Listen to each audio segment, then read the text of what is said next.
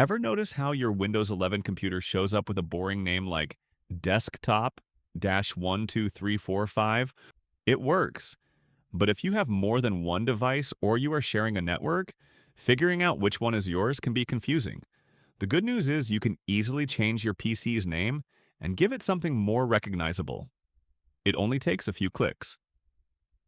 Here's how. Step 1. Right-click the Start menu and click on Settings. You can also press Windows plus I as a shortcut. Step 2.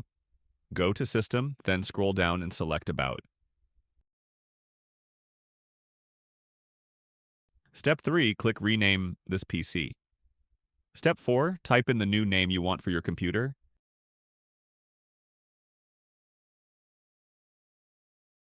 Step 5.